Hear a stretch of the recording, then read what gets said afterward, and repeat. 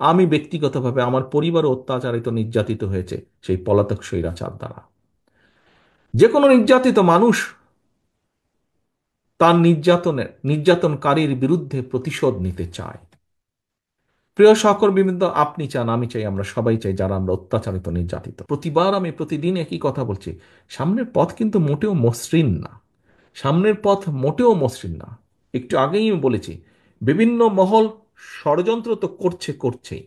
আপনারা দেখেছেন অন্তর্বর্তীকালীন সরকারের যারা বিশেষ করে সরকার প্রধান আছে ডক্টর ইউনূস, উনিও কিন্তু বলেছেন যে অর্থনৈতিক অবস্থা কি অবস্থায় রেখে গিয়েছে পলাতক স্বৈরাচার। চুরি, দুর্নীতি, লুটপাট করে সব সাফা করে দিয়ে গিয়েছে। আপনারা প্রত্যেকেই জানেন, আপনারা প্রত্যেকেই ভুক্তভোগী। কি বিষয় সেটি? বিচার ব্যবস্থা বলেন, প্রশাসন বলেন, পুলিশের প্রশাসন ব্যবস্থা বলেন, সবকিছু ভেঙে চুরে, রাষ্ট্রের প্রত্যেকটি প্রতিষ্ঠানকে ভেঙে চুরে ধ্বংস করে দিয়েছে। কাজেই যারাই দায়িত্ব পাক আগামী দিনে, সেই দলটির বা যারা দায়িত্ব পাবে তাদের অত্যন্ত কষ্ট হবে।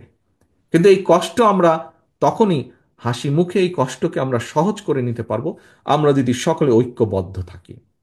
এবং আমরা বলতে আমি শুধু আজকে এখানে বিএনপির কথাই বলিনি, বিএনপির নেতাকর্মীদের কথা বলিনি। প্রথমত নিজের ঘরকে ঐক্যবদ্ধ রাখতে হবে, বিএনপির নেতাকর্মীদেরকে ঐক্যবদ্ধ থাকতে হবে।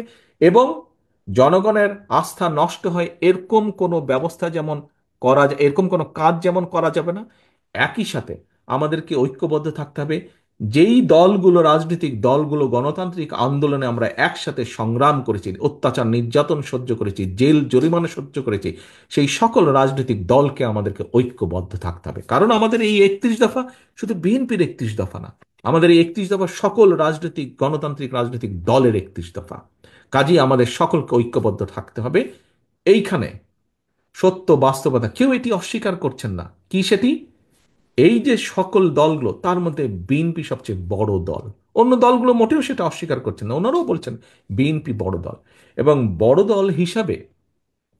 দল হিসাবে সবচেয়ে বড় দায়িত্ব বিএনপির জনগণের এই আস্থা ধরে রাখা, এই 31 দফা বাস্তবায়ন করা। প্রিয় সহকর্মীবৃন্দ, আমি ব্যক্তিগতভাবে একটি একটি একটি একটি প্রতিজ্ঞা বা নীতিতে বিশ্বাস করি।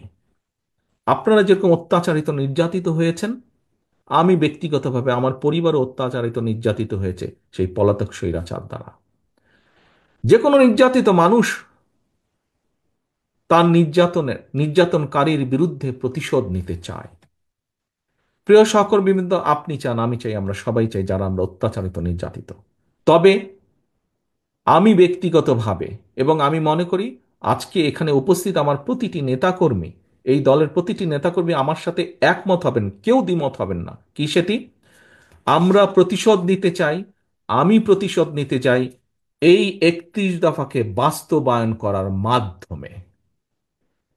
কারণ শহীদ রাষ্ট্রপতি জিয়াউর রহমান, দেশনেত্রী বেগম খালেদা জিয়া, তারা এই দেশের মানুষের রাজনৈতিক অধিকার প্রতিষ্ঠিত করতে চেয়েছিলেন, গণতান্ত্রিক অধিকার প্রতিষ্ঠিত করতে চেয়েছিলেন, এই দেশের শিশুদেরকে শিক্ষিত করতে চেয়েছিলেন, বেকারদের কর্মসংস্থান করতে চেয়েছিলেন, খাদ্য উৎপাদন দ্বিগুণ করতে চেয়েছিলেন, দেশে শিল্পায়ন করতে চেয়েছিলেন, মানুষের অর্থনৈতিক স্বাধীনতা প্রতিষ্ঠিত করতে চেয়েছিলেন। সেই কাজগুলোতে বাধা দেওয়া হয়েছে। প্রিয় সহকর্মীবৃন্দ, আমি মনে করি বাংলাদেশ জাতীয়তাবাদী দলের প্রত্যেকটি নেতাকর্মীর প্রতিশোধ সেদিনই সফল হবে যেদিন বাংলাদেশের মাটিতে আমরা বাংলাদেশের মানুষের জন্য এই 31 দফাকে বাস্তবায়ন করতে সক্ষম হব। একমাত্র সেদিনই আমরা অগণতান্ত্রিক যে অশুভ শক্তি যারা বাংলাদেশকে দাবিয়ে রাখতে চায়, তাদের বিরুদ্ধে আমাদের প্রতিশোধ সফল হবে। যেদিন আমরা 31 দফার বাস্তবায়ন কার্যক্রম শুরু করব, এবং এটি একটি চলমান প্রক্রিয়া থাকবে, আমরা ভালো থেকে ভালো করতে সক্ষম হব, সেদিনই আমরা প্রতিশোধ গ্রহণে সক্ষম হব। আমরা আমি প্রতিশোধ বলতে তাই বুঝি বাস্তবায়ন অফ 31 দফা। প্রিয় সহকর্মীবৃন্দ,